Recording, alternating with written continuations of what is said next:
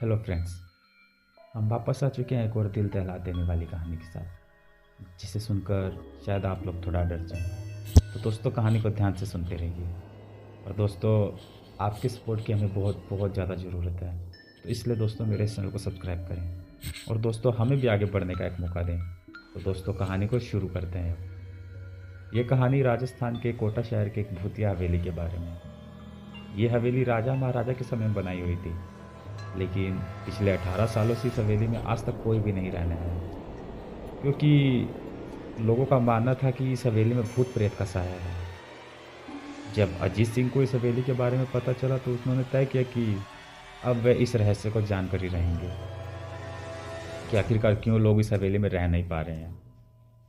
उसने मजबूत इच्छा बनाई और हवेली में रहने के लिए पूरी तैयारी कर ली। जब उसने हवेली के अंदर जाने के लिए पैर आगे बढ़ाया तो दरवाजे पर किसी अनजान व्यक्ति ने उसे रोक लिया और नज़दीक जाकर बोला कि कौन हो आप और किधर जा रहे हो। अजीत सिंह ने जवाब देने की बजाय उसी से सवाल पूछ लिया कि भाई आप कौन हो। तो उस बंदे ने कहा कि मेरा नाम अर्जुन सिंह है और मैं यहीं पास में रहता हूँ। अजीत सिंह ने कहा कि ओह अच्छा, मैंने तो सुना है कि ये एक भूतिया हवेली है और यहाँ पर कोई नहीं रह पाता, इसलिए मैं इस हवेली में एक दिन के लिए रुकने का फैसला कर आया हूँ। अर्जुन सिंह ने कहा कि जी हाँ, आपने सही सुना है और आप भी अंदर मत जाइए। मेरी मानो तो आप भी वापस लौट जाइए, यहाँ बहुत खतरा है। ये सुनकर अजीत सिंह बहुत खुश हुआ, जैसे उसकी कोई लॉटरी लग गई हो। अर्जुन ने उसकी खुशी को देखकर बोला कि आप क्यों खुश हो रहे हो? आपको तो भूत का नाम सुनकर डर जाना चाहिए था। शायद आपको पता नहीं होगा कि मैं भूत प्रेत में काफ़ी दिलचस्पी रखता हूँ। अगर इस हवेली में भूत है तो मैं अंदर ज़रूर जाऊँगा और सारी सच्चाई का पता ज़रूर लगा कर आऊँगा। इतना कहकर अजीत सिंह उस हवेली के अंदर चले गए। अंदर जाके अजीत ने अपनी बैग को साइड में रखा और हवेली के चारों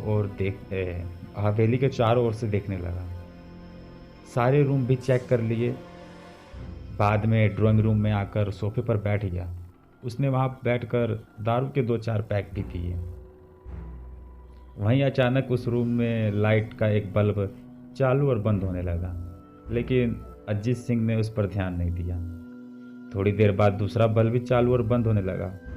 फिर तो हवेली के सारे लाइटें चालू और बंद होने लगी। ये सब देखकर अजीत अपनी जगह पर खड़ा हो गया और संपूर्ण सचेत हो गया। अचानक उसके सामने एक छोटा सा टेबल हवा में उड़ने लगा। करीबन 6 फुट हवा में ऊपर जाकर गोल गोल घूमने लगा और बाद में अजीत की ओर तेजी से आने लगा। अजीत ने तुरंत ही अपनी जगह बदल ली और दूसरी ओर जाकर खड़ा हो गया और वो टेबल वहीं जाके गिरा जहां अजीत खड़ा था। अजीत कुछ समझ पाता उतने में एक सोफे की सीट उसकी ओर आने लगी। वह जल्द से खड़ा हो गया और छलांग लगाकर दूसरी ओर कूद गया, जिसके कारण सोफा दीवार से जा टकराया और अजीत बच गया। अचानक सब कुछ शांत हो गया। अजीत ने चारों ओर देखा और बड़ी आवाज में बोला कि तुम जो भी हो भाई, सामने आकर बात करो। वहीं पर एक बड़ी परछाई उसके सामने आई। अजीत ने उस परछाई को देखकर बोला कि कौन हो तुम और क्यों मुझे मारना चाहते हो?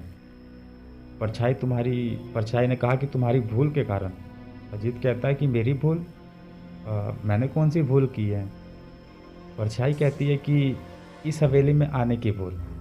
मैं किसी को भी इस हवेली में खुश नहीं रख देख सकती। अजीत कहता कि लेकिन क्यों? वो परछाई ने जवाब दिया कि आज से 18 साल पहले इस हवेली के मालिक ने मुझे यहीं पर मार डाला था, जबकि मेरी कोई गलती भी नहीं थी। इस वजह से मेरी आत्मा इस हवेली में भटकती रहती है। मैं किसी को भी इस हवेली में नहीं रहने दूंगा, क्योंकि इस हवेली में मेरा खून हुआ था। इस हवेली में जो भी रहने के लिए आएगा उसकी मौत हो जाएगी। अजीत ने कहा कि मैं तुम्हें अपने असली रूप में देखना चाहता हूँ। तुम्हें मारने से पहले मैं तुम्हारी ये इच्छा ज़रूर पूरी करूँगा। और उस परछाई ने एक भयानक और दर्दनाक सा रूप ले लिया। उसका चेहरा इतना भयानक हो गया था कि अजीत भी एक टाइम के लिए डर गया था। लेकिन दूसरे ही क्षण क्षण में उसने अपने आप पर काबू कर लिया। बाद में उसने अपनी जेब से एक सफ़ेद सा कुछ पाउडर निकाला और उस भूत के ऊपर फेंक दिया। भूत के ऊपर जब पाउडर पड़ते ही वो भूत जलने लगा और बहुत ज़ोर-ज़ोर से चिल्लाने लगा और बहुत ज़ोर-ज़ोर चिल्लाने लगा। उसके बाद वह पूरी तरह से जल गया। उसके बाद अजीत ने चैन से साँस लिया और वहीं पर सो गया। दूसरे दिन सुबह जब अजीत को सही सलामत हवेली से बाहर आते देख तो अर्जुन को बहुत ज़्यादा आश्चर्य हुआ। अर्जुन ने अजीत से पूछा कि तुम कैसे ज़िंदा हो?